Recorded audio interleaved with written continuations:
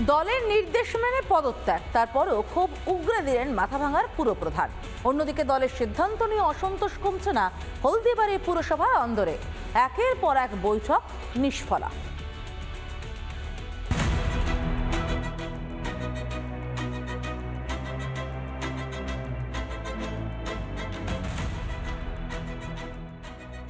চব্বিশের লোকসভা ভোটে শহুরে ভোটে ধাক্কা খেয়েছে তৃণমূল।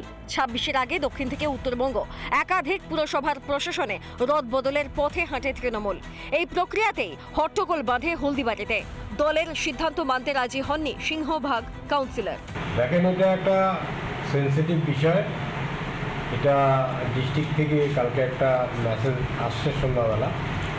তো এটা আমি মনে করছি, আমার ব্যক্তিগত মতামত, যে এটা ডিস্ট্রিক্ট থেকে আমাদের চাপিয়ে দেওয়া হয়েছে। জট কাটাতে বুধবার কাউন্সিলরদের নিয়ে বৈঠক করেন বিধায়ক। এদিন ফের বৈঠকে বসে। সেই বৈঠকেও সমাধান সূত্র অধরা। বৈঠক থেকে বেরিয়ে সাংবাদিকদের দেখেই দৌড়ে গিয়ে গাড়িতে ওঠেন কোচবিহার জেলা তৃণমূলের কংগ্রেসের সভাপতি অভিজিৎ দেব ভৌমিক। হলদিবাড়ি পুরসভার 11টি ওয়ার্ডের কাউন্সিলররাও ওই নিয়ে মুখে কুলুপ এঁটেছেন। বিষয়টি নিয়ে খোঁচা দিতে ছাড়েনি বিজেপি। যেই পৌরসভার পৌরপতি হোক না কেন, আগামীতে তৃণমূল কংগ্রেসের এই জনসাধারণের যে দুর্ভোগ ভোগান্তি, সেখান থেকে সেই পৌরপতি কোনোদিনও সাধারণ মানুষকে স্বস্তির নিঃশ্বাস ফেলতে দেবেন না। কারণ তারা গোষ্ঠীদ্বন্দ্বে জর্জরিত এবং কি করে ইনকাম করা যায়, এই জিনিসটাই হচ্ছে এদের মূল লক্ষ্য।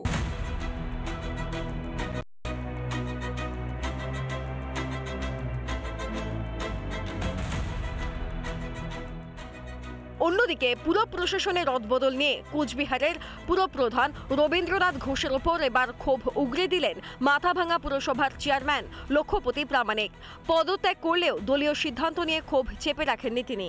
আমার বিরুদ্ধে দুর্নীতির কোনো অভিযোগ নাই এবং তারপরেও এই অপসারণের পিছনে কোনো যুক্তি বা কারণ কোনো দর্শানো হয়নি।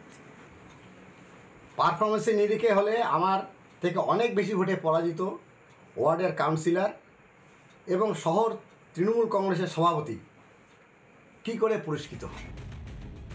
দুদিন আগে পদত্যাগ করে ক্ষোভ উগরে দিয়েছেন ময়নাগুড়ির পুরসভার চেয়ারম্যানও।